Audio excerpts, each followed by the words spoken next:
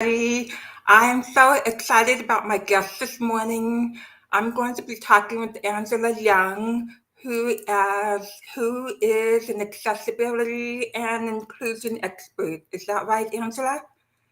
I love the title expert. I'm hoping I'm working every day enough to achieve that. Okay, but for now, you're a disability and inclusion expert, and you have you advocate for disability advocacy, and you work to fight common misconceptions that able-bodied people have about people with disabilities. And you have a podcast that is being rebranded now, but for right now it's RemeDEI, the podcast, where you talk about DEI, diversity, equity, inclusion, and bias. As a member of the invisible disability, deaf, neurodivergent, and LGBTQ plus communities, Angela is passionate about leveraging her lived experiences to drive her mission forward. She also works as a senior field enablement specialist, that's a mouthful, with SiteImprove, an SaaS software as a service company that helps businesses create accessible web experiences for users. Good morning, Angela. I'm so excited to talk with you this morning because there's so much ground to cover, right? Yes, good morning, and thank you so much for having me. This was such a lovely, unexpected surprise to be invited to be on your show, so I'm very happy to be here. Oh, you're welcome. My pleasure is all mine. So, Angela, I just want to go back to um, the beginning of your work journey. How did you end up working in the DEI field? So this is a complicated answer. I have an 18-year background professionally in education. I knew I always wanted to work with children. I love empowering and inspiring children and giving them a voice and helping them find their. It's really not about me giving them a voice. It's about me helping them find their own voices, and supporting their growth and development as a guide, not, someone who is imparting knowledge. I don't believe that that's what teaching is. But after my 18-year professional career, I realized that I wanted to take what I've been doing on the side for 13 years and have bring that to the forefront and have that become, what I do day in and day out, both professionally and personally. So for the past 13 years, I've been advocating for the LGBTQ community, the invisible disability community, and the deaf community. Those are, I guess, the three communities where I really situate myself first and foremost. And starting in 2008, I ran a transgender youth group because I saw a need in my community where some of my friends with transgender children, their children were finding that it was very difficult to explain their journey to others. And this was kind of at a time where gender diversity wasn't so celebrated, I guess, as it is, now in 2022. And I wanted the children to feel like they had a way to explain how they felt in a manner that didn't incense people around them or cause friction, but really opened up a line of communication. So that's what we worked on in our youth group. There were 27 children, and we worked together to find a way to put our story to words so that we could then share with our family members what we were feeling like on the inside, so that then our family, the adults in our lives, could um, help us, be able to match the outside with how we were feeling on the inside. What did we need? And when I say we, I mean them. That was our framework. And then from that, I also had the ability to, or the opportunity to write coursework for LGBT in education courses at the University of Maryland as a doctoral student while I was there. So my advocacy work began in the LGBTQ community, but then as I realized that, that's not the only community that I'm a part of, and there is this intersection between being queer and having disabilities, and that we need to also give voice to that community as well, to that version of myself, that part of myself. So over the past 13 years, I've started advocating not only for the deaf and invisible disability community, but then realizing that our lived experiences, shape our own identities. And most recently, the identity that I took on was in 2020. I became a breast cancer survivor. First someone who was going through treatment and surgery and reconstruction, but then a survivor. And then also realizing that too is a disability, an invisible disability group, because there are implications where once we go through that journey, even though we're technically in remission, there are things that we always need to be aware of, for our health.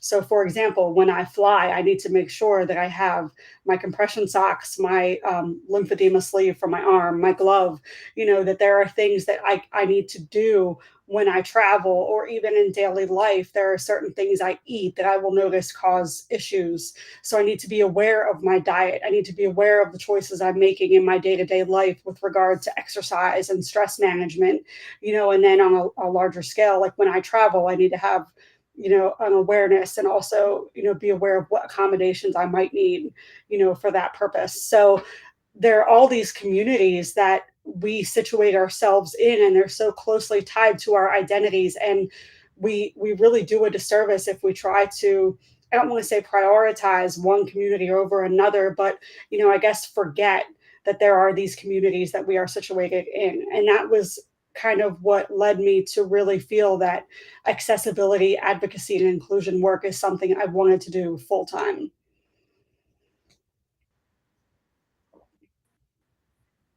Oh, that's really uh, congratulations on being a cancer is another disability, and uh, something's wrong with my connection here. It's another disability, an invisible disability. Is it? Um, does it tend to be more temporary or permanent? I mean, is this some Well, I disability that can be for several years? And how does that work? I think it's each person is different. It's a case by case basis. But I will say that, having a disability, I think, is the only community that you can enter into and exit out of throughout your life. So you can't change your culture, you can't change your gender identity necessarily. I know gender identity is fluid, and we progress and evolve, but for the most part, disability groups you can enter in and exit out of as you experience issues or resolve issues.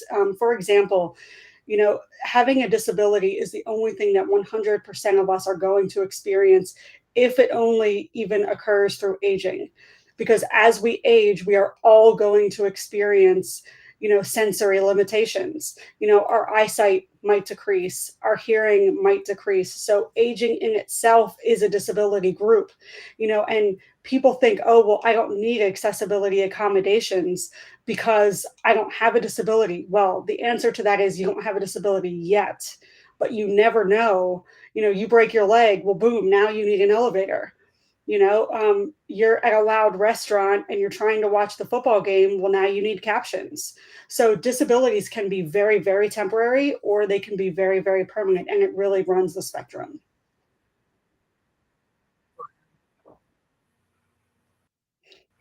Right, that's true.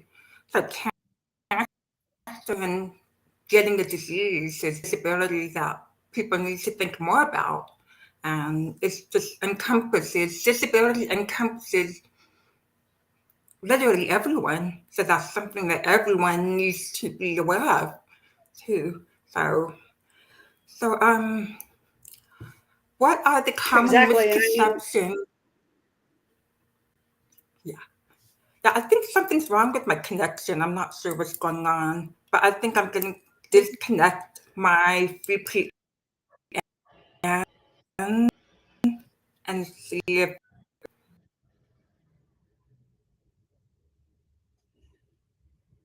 the common misconceptions that people have about your disabilities. And if you want to explain the disabilities, that's fine. So what are common misconceptions that people have about your disabilities and your personal experiences around that? So I think the biggest thing is when, as someone with invisible disabilities, when you try to tell someone that you have a disability, they say, "No, you don't," or "Oh, no, you're not." Like when I say I'm deaf, "Oh, no, you're not. You don't sound deaf. You don't talk deaf." And actually, those are statements that I've heard and that I've had in response to me saying I am deaf. And I think that you know one misconception is just because you don't notice it doesn't mean it's not there. What you're actually seeing are all of the ways that we have practiced how to blend in, that we have practiced how to seem normal, right? So you're not seeing my disability because I've intentionally made it so that you cannot. So, for example, I'm deaf. That's one thing. I wear a hearing aid. I also have a craniofacial abnormality called hemifacial microsomia, which means that, the right side of my face is smaller than the left side of my face. It also means that I have a larger scale form of hemi, which is where the right side of my body is weaker than the left side of my body. I also have musculoskeletal concerns where my skeleton does not look like your skeleton. I have scoliosis. I have hip dysplasia. So when I walk, I am in pain. And I think chronic pain too is something that people in the invisibility disability community don't receive enough, I guess, support for. Because when we say we're in pain, well, you don't look like you're in pain. Okay, that's called acting, number one, and it's also called drugs, like I'm joking, of course, but like pharmaceuticals, like they're, or homeopathic, ways of managing pain, of which I use both pharmaceuticals and homeopathic measures. So there are things that we are doing to ensure that number one, we are comfortable, number two, that we can do our job every day.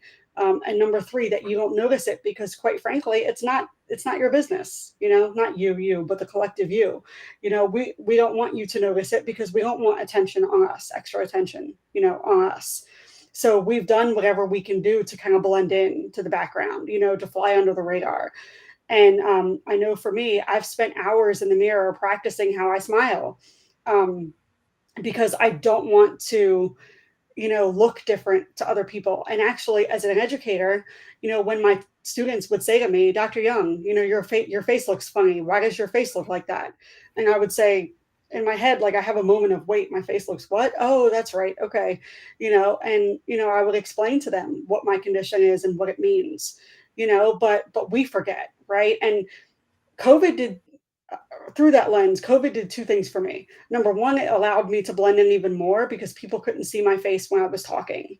So they didn't know that I had a craniofacial abnormality. I looked just like everybody else. Number two, though, conversely, it allowed me to see just how bad my deafness had increased on the one side where I do have hearing. So I do have single-sided deafness on my right side, which is a result of the hemifacial microsomia. And then I also have partial hearing loss on this side. But this used to be my good ear, right? So everything would be, oh, talk in my good ear, speak to my good ear. But then with COVID and everybody wearing masks and me not being able to lip read, I realized number one, I rely a lot on lip reading, way more than I thought I did. And number two, I can't read anybody's lips and I can't hear as well. So this is creating a problem. And it actually led me to say to my wife, "Hey, have you noticed, has my hearing decreased?" And I thought she was going to be like, "Oh, no, you're fine." And instead she said, "Yes, you ask what a lot more than you Yeah. used to." What did you say? So I was like, okay, maybe COVID now has shown me that this is the time to go get a hearing aid. And I mean, I did. And, I was 39 when I got my first hearing aid. And the reason is because this also goes to, how we manage our disabilities. I was raised to believe I was no different than anybody else. So I learned how to fake all of my hearing tests in elementary school. I learned from the age of 5 or 6 that, when the woman looked down really quick before she pushed the button, that I should wait a beat and then raise my hand. And I mean, I would get the ear wrong sometimes, but I learned how to fake it to the point where they said, yeah, she has a slight hearing loss, but not enough that we need to send a letter home. And my parents would write my teachers letters. Angela needs to sit in the front of the room, and my teacher would just say, okay. So it was a way of, how do I seem as normal as possible? And I think everyone with disabilities tries in some degree to do that, to kind of blend in so that people aren't focused on our disabilities. And instead, though, working in accessibility, and working in, you know, um, the accessibility and inclusion community, what I've seen is that it's time to stop trying to blend in and to stop trying to fly under the radar. And it's time to celebrate our differences because they give us these unique perspectives that we can offer others, that other people aren't seeing. Yeah, wow, that was so powerful. I could relate to so much of that. That was my experience. Do you remember sitting in the audiologist's office? I was sitting in there. You raise your hand if you hear a sound. It goes from low to high. I Mm. can't I can't hear really high noises. But every time there's a sound, it echoes in their ear, in their head. The sound echoes. So when you raise your hand, it could just be the echo of the sound that you're hearing. So I never thought it was very accurate because of that. Yes. That I think Some, that's why some hearing capabilities work really well when you have the implants here that actually rely on vibrations, because sound does have vibration, and sometimes that saves us, in the community, like noticing a sound. But I notice, like, if I go on a walk in my neighborhood, I will feel the rumble of a truck or a car behind me before I will actually hear it. And sometimes that can be problematic. right. Wow, that was so powerful. Someone's mentioning that um, the talk should be captioned interpreted. Beth, this live is auto captioned. You have to turn on the CC button. That's the best I can do right now. But later on, my live also goes to YouTube, so you can check it out there too. But it may not be captioned until the next day on YouTube. Okay, so just wanted to let you know. But thank you for pointing that out. Thank you. I appreciate that. I just wanted to say hi to some people here. Here's your Andrew. Thank you for being here this morning. He's Hi, from San Andrew. Francisco. Every time he says San Francisco, I just love San Francisco. No, I've Krista, only been once. who's awesome to connect with her. She is a fabulous businesswoman, Hi, business Krista. mentor, and DJ. Hi, Hi, DJ. thank you so much for being here. So I want to move on to the next question. Working as a consultant and a speaker, what has been the biggest surprise in interacting with others while working as a consultant and a speaker? I think the biggest thing is getting over the imposter syndrome, that we all have, that little inner voice that says, hey, you don't have anything to say, nobody cares about your message, and realizing that through the feedback I've gotten, I do have something to say. My voice is valuable. My message is important. For example, I didn't start creating content regularly on LinkedIn until February. And in February, I had 137 followers, and now I'm up to almost 4,700 followers. And that tells me that, what I offer, is valuable and meaningful to people in the accessibility and inclusion community. And I work very hard to make sure that the followers I get are authentic, followers who truly care about accessibility and inclusion. And I'm very, careful with who I connect with, because, I could sit there and create posts that would get hundreds of thousands of followers, but they're not authentic. They're not there for the message that I'm sharing. And we're not, banding together in the same community. So that's why, even though my follower count is still, low by LinkedIn standards, it's authentic and it's real, and it's people who are actually, really committed to the work that we do in accessibility and inclusion. My favorite thing I will say is, when I attend accessibility conferences and events, and people come up to me and they say, your content really resonated with me. I recognized you by your haircut, and I just wanted to let you know, that your content is really important to me. That makes my day. I mean, that is just so lovely to hear. And the reason why I create the content that I do is because I want it to be valuable to our community. I want to fight for us. Anybody with disabilities, and with, neurodiversity, who is LGBTQ plus, and, maybe not feeling supported. I mean, that's why I'm here, and that's why I do what I do. And ultimately, my story can become somebody else's survival guide, right? So, I mean, I think about all the people who have come before us, generations and decades ago, and lifted us up and given us a platform to speak on. And my responsibility within the community then becomes continuing to be that platform, to continuing to build that platform for others to speak on. And that's why I'm here, and that's why I do what I do, and I want to do it every day for the rest of my life. I love it. That's wonderful. I love that. I love that. I love that you said that your story can be someone else's survival guide. I love that. That's a great way to put it. I want to ask you, um, did you have a strong support system growing up from your family or friends, people that you were close to growing up? Did you have that foundation that helped you grow and develop into being the person that you are now?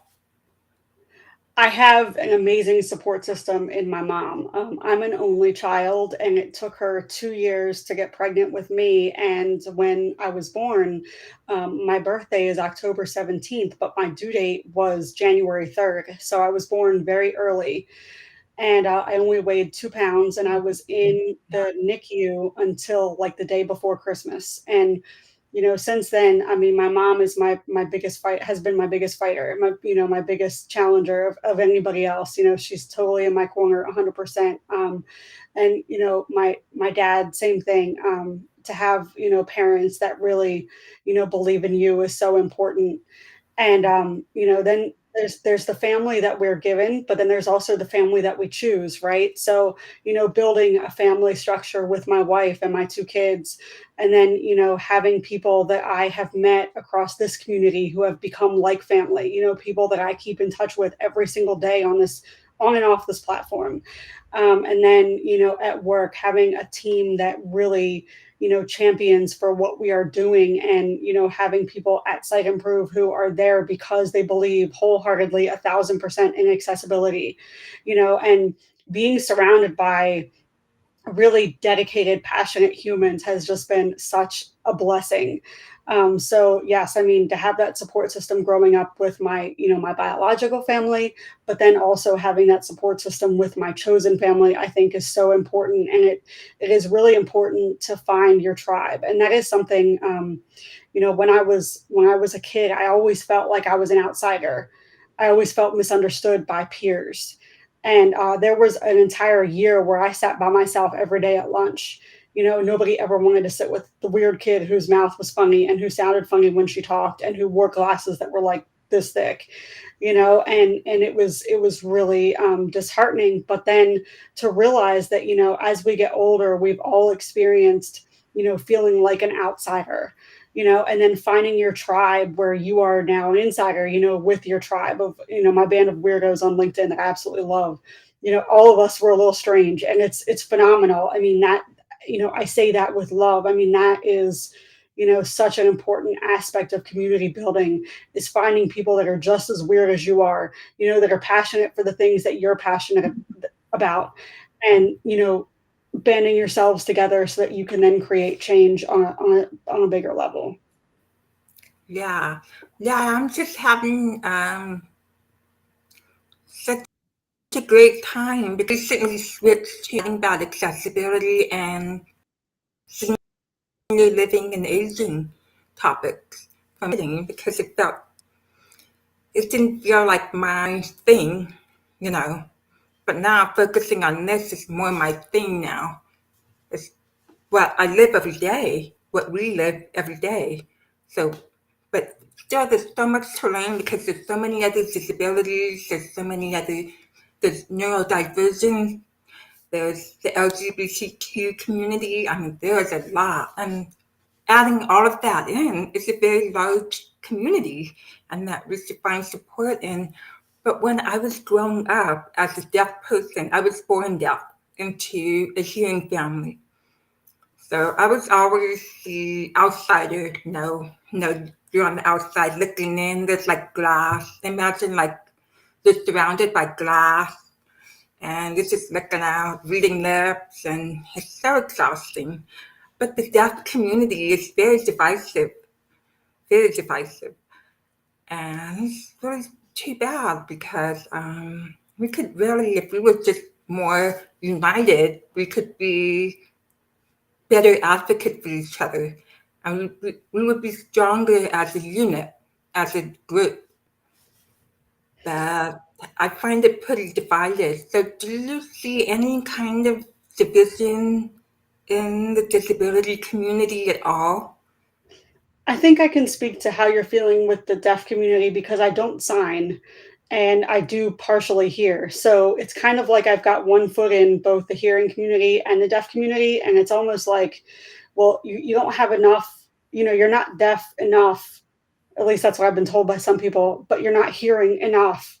That I have to repeat myself, and it's frustrating to have to repeat myself. Like people will say to me, "Well, why do I have to keep repeating myself with you? Like you can hear me." So I mean, it's hard when there are people that feel like if you are not either all in, it's either all in or nothing. And that can be difficult, and I think that did lead to those outsider feelings. That when you feel like you don't belong because you haven't experienced something enough or as intensely. Being a breast cancer survivor, for example, and people comparing the lengths of their treatment. Oh well, I went through treatment so much longer than you did, or oh well, your treatment wasn't as bad as mine because of blah blah blah blah blah. So there's always these measurements, I guess, where people are trying to measure your disability. Well, how bad is it really? And I think all that does is create division among our own community that weakens our own community. So that's something we need to be aware of. That we don't want to knock each other down. We want to build each other up because we are all in this together. And experiences don't exist on like a spectrum. Just because you've had 100% of a certain experience and I've only had 60% of that type of experience doesn't mean that I'm any less qualified to talk about my experiences than you are. And I think that's where we get in danger of knocking each other down, when really what we could be doing is supporting one another and lifting one another up. Definitely.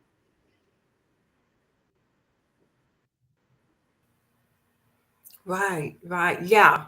You're not deaf enough. You're not, don't sign well enough. This sign, you, this and this. Just a lot of criticism.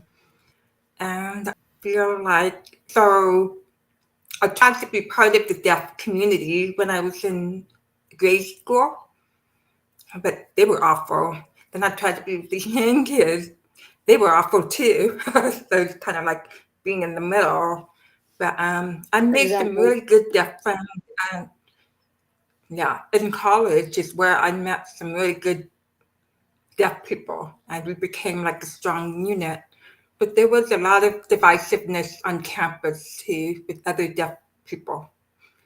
So Yeah, I mean, I, it's the first time I really experienced a true sense of community among the deaf community was being on LinkedIn and meeting Echo Greenlee and Meryl Evans, yeah, and people who are just yeah, completely disrupting the accessibility industry, by sharing their experiences.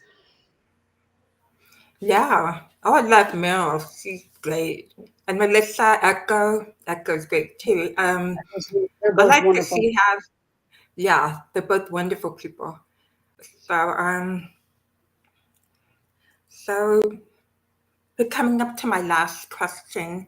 How how were you able to provide accessible education to students wanting to study in the STEM field, STEM field? So I feel like since we're shifting topics here, I just want to explain a little bit. So part of my background was as a STEM educator and Oh, helping children enjoy the sciences and mathematics, through hands-on learning. And the thing about STEM and science that's really great is that we've been pushing, as STEM educators, we've been pushing inquiry-based learning in the sciences for decades now. When I first started attending college, inquiry based learning was still a little bit new. So this was like early 2000s. And hands-on learning, in the sciences was still kind of new. We were slowly migrating out of that rote memory way of learning things. Or that, the only way you have hands-on learning is to dissect a frog, and that's not the only way. Biology isn't the only field where you can have hands-on learning. So STEM itself is situated on the fact that students can engage in real world exploration to solve problems. So, one of the ways as an educator that I was able to do that was through creating a program called Triple E, Enhancing Elementary Excellence, with Anne Arundel County Public Schools here in Maryland, and working with them as a STEM liaison to both educate students and then also develop the curriculum and the programming at the same time. What we began to see was that we needed accessible maker spaces for students. So if you're not familiar with a makerspace, basically, it's an area where you dump a whole lot of different types of materials and you let students build with these materials to see what kind of creations they can come up with. So you might have Legos, pipe cleaners, wood, paper, different tools, hammers and nails, and ways that they can kind of build things and put things together, electric circuits, to make something happen. So what we started doing was having real world connections with other people in technology. So, for example, In Water was one of our connections. Also, Virgin Galactic was a connection, and we would look at what problems they were solving currently, and we would try to develop our own solutions for that. On a much granular level, of course, like looking at one specific problem and then kind of trying to high level come up with a way to solve that problem. And what the students began to see is that sciences and technology weren't something that other people did. It was something that they did too. And it was something that anyone could do. And that people with different ability levels and different disabilities could find a way through, in them. People with like ADHD, like myself, could find a team that really encouraged, lots of brainstorming and generating a lot of ideas, because that's kind of how we solve problems. Is first we start with all of the ideas that we generate, so that there is a place in STEM for anyone who is interested in science and technology. And the reason why this is so important to do it at the elementary school level, so kindergarten through sixth grade, is because we want to encourage students to have a love of the sciences from a very young age, so that they don't see it as something untouchable that they can't interact with.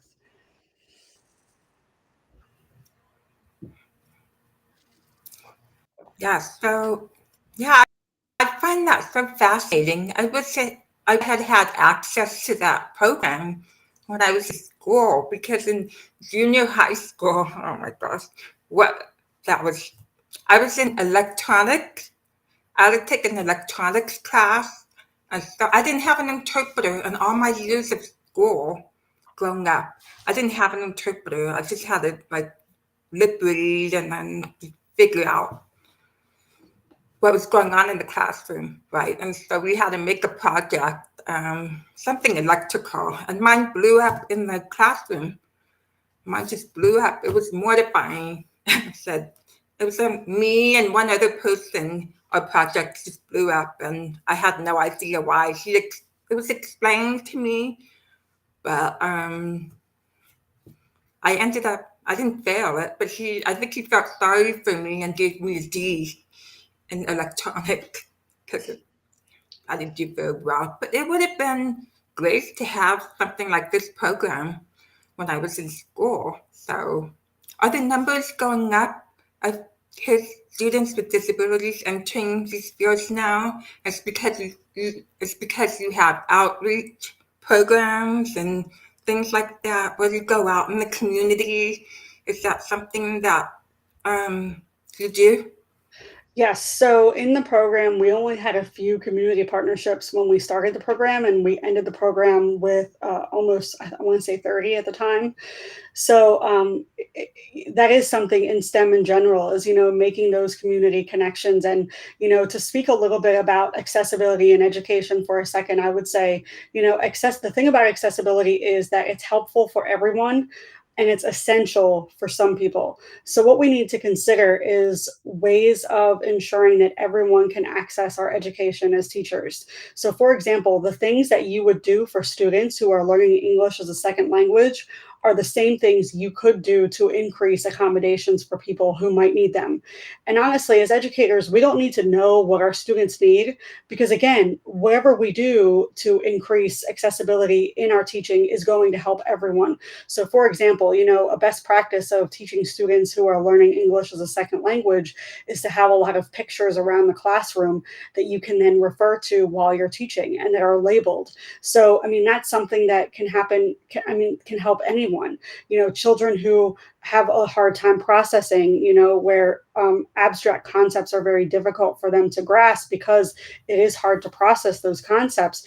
Having tactile visual representation around the classroom can be very helpful for that. And that's something that helps everybody, not just people who are learning, English as a second language.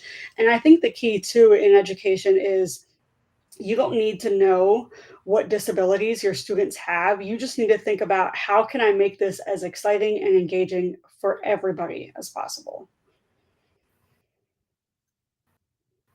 Yes, yes. I think I had problems with, I'm more of a visual learner.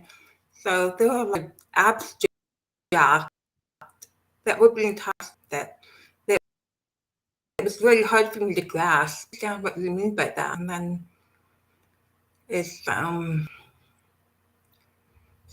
And how is this wonderful would something you're it still be for doing? you?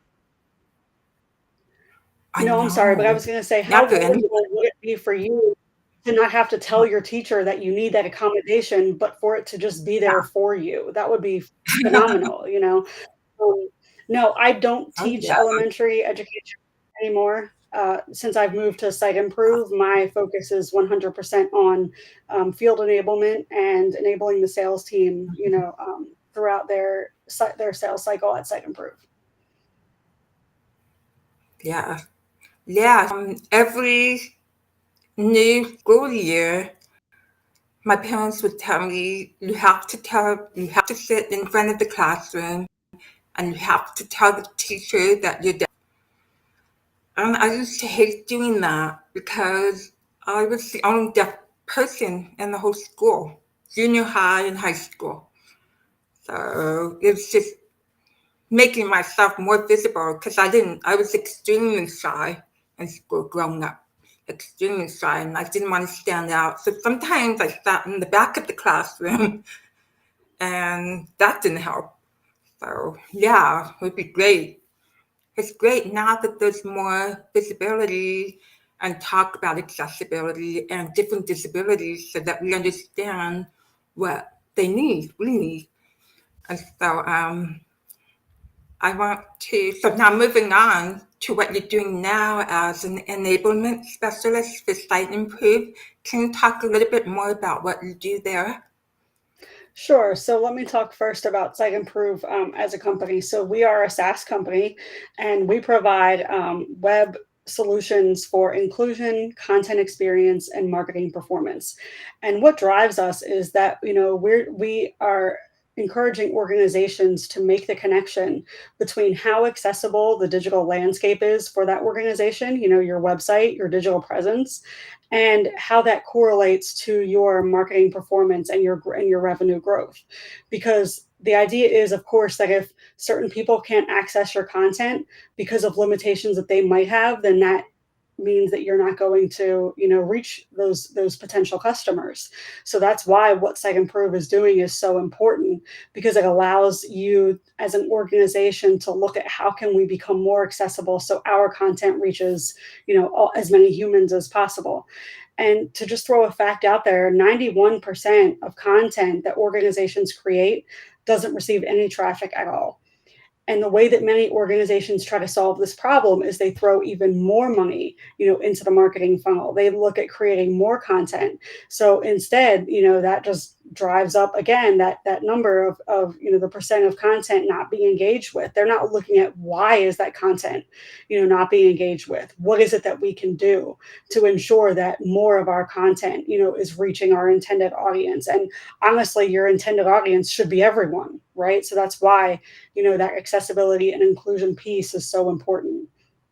So what I'm doing specifically is I am creating programming and curriculum to train the sales team so that the sales force feels supported, and so that they can then shorten their sales cycle, from the first interaction with a client to actually closing a deal, because everybody wants that process to become more efficient, because not only is it more commission for you as a salesperson, but it also generates revenue for the organization. So everybody wins when the sales team for your organization feels supported. And that's why enablement itself, is so important.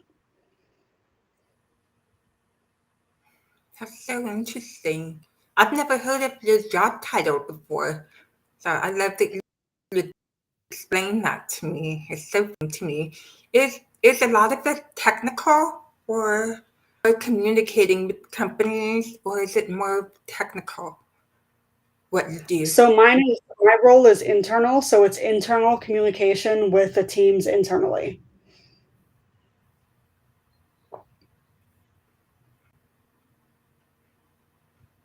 I don't know why the captions are like really slow.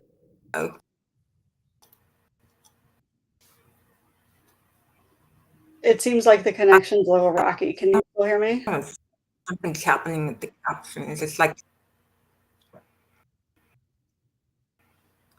and Can you hear me? how are the captions on your end? Is it still going? Yes, I can read your Mine is questions. still Yes. going, and yes, I can hear you. Okay. Yes, but it's still going. It's very strange.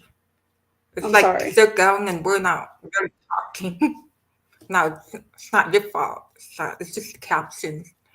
So anyway, someone mentioned Denise. Hi, Denise is here from Houston, Hi, and Denise. she mentions Kara Fonseca. I got you like. Are you familiar with Kara Fonseca? I don't know Kara, but it'd I am be not nice to yet. find out. I'm not Yeah. familiar with Kara yet, but I will be. Okay, Angela, you provided so much information for so many of us today, including me. I mean, my mind is like, what's the word I'm looking for? Boggling. I don't know. So, I wanted to talk about a singular memory that you had growing up, where, was there a point during your childhood or growing up where you felt like you were you were understood, you felt included? Do you remember any moments like that when you were growing up? So I don't know if it's the same for you, but for me, A lot of my hobbies were solo hobbies because they weren't things that required me to communicate with other people or to have to explain my disabilities to other people. So, one of my favorite hobbies to this day remains that I love to read. And when I was a child, I would read under my desk. I would hold the book under my desk, and read while I was pretending to listen to the class. And I would get yelled at, Angela, put that book away. But when I was in eighth grade, I had a teacher who was my eighth grade reading teacher, and her name was Mrs. Oliver. And the second day of school, she said, "What are you reading?" And I real quick, shoved the book inside my desk and nothing, nothing. I'm not reading anything. And she said, "No, no, tell me about the book that you're reading." So I told her about the book, and we would then have these conversations after school, a couple times a week, where we would talk about the book that we were reading. And Mrs. Oliver was the one who showed me that, you know, teaching was the way I wanted to go because I wanted my students to feel the way she made me feel. And having, such an influential person in my life at that time, who recognized that I was different and who celebrated the fact that I was this quiet, shy kid who loved to read. And I'm not so quiet and shy anymore, but I do still love to read. And I think the reason why I did choose to enter into education was largely due to her. So, Mrs. Oliver, if you're watching, thank you for all of your influence and inspiration. Yeah, I love that. Everybody should have a teacher in their life that truly believes in them, inspires them, motivates them to do well in life. I think that's wonderful. I don't know if I had a teacher like that, but I did have an experience like that, reading under the table. I didn't do it at the table, but I would leave the table, go to my room, shut my door, and read. That's what I would do. And then my parents would come and say, "You're being very rude. You need to come back and join us." I said, "No, I'm just going to stay here in my room." But yeah, it sounds like we had similar experiences growing up. In terms of reading, my parents were big book readers, so we had a lot of books in the house growing up. And they were both educators also. My mom was an elementary school teacher, and my dad worked at a university.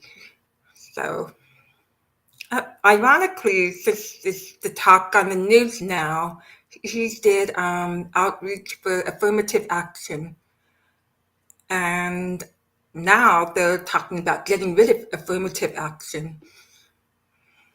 It was very effective when he was working in outreach. So the fact that they're getting rid of it makes me very sad, but that's another topic we won't get into.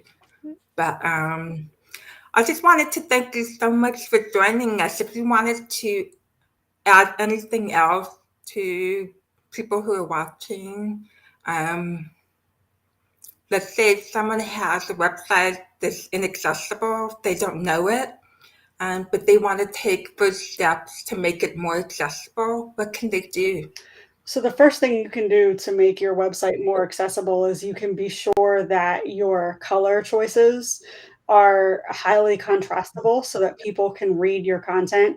You also want to be sure that the font size on your website isn't too small for people with visual impairment. And then another thing you can do is you can make sure that the buttons on your website aren't too small so that people with motor impairments, might have a hard time engaging with the content on your website. And then to that, if you're interested in learning more, I really suggest that you reach out to SiteImprove, to talk about why accessibility on your digital platform is so important. It's something that we love to talk about, and there are so many people that are on fire for digital accessibility that would love to genuinely have a conversation with you about that. Another group of people that I would like to address is, anybody who is lurking on LinkedIn and maybe thinking about creating content. You really do have a voice. You really do have something to say. So if you're sitting there going, oh, nobody's going to think I have anything to say, nobody's going to care about my lived experiences, they are very important. So you need to make sure that you squash that imposter syndrome, squash that inner voice. And, people like Juana and I are here to support you, as you begin your content creation journey. And then finally, the third audience I would like to address is educators. Children who are excited for learning look different. They're not all going to look the same. They're not all going to be sitting in their desk quietly, waiting for you to teach them the lesson. They're not all going to act respectfully, or what you would envision respectful behavior to look like. So just because a child is loud or bouncy or hyper or shouts out a lot without raising their hand, please don't mistake that for misbehavior. Please, help them to become excited and passionate about what you're teaching, and don't make them feel like they're wrong. Because, we, as the neurodivergent community, we all have different ways of engaging with learning, and we look different when we're engaged, and that needs to be okay.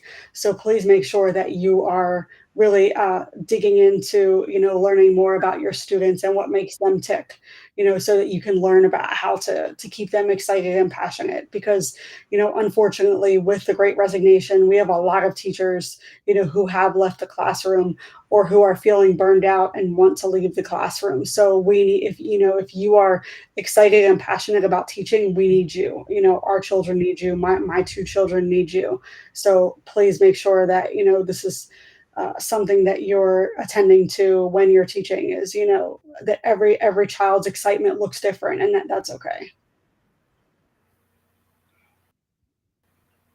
This goes back to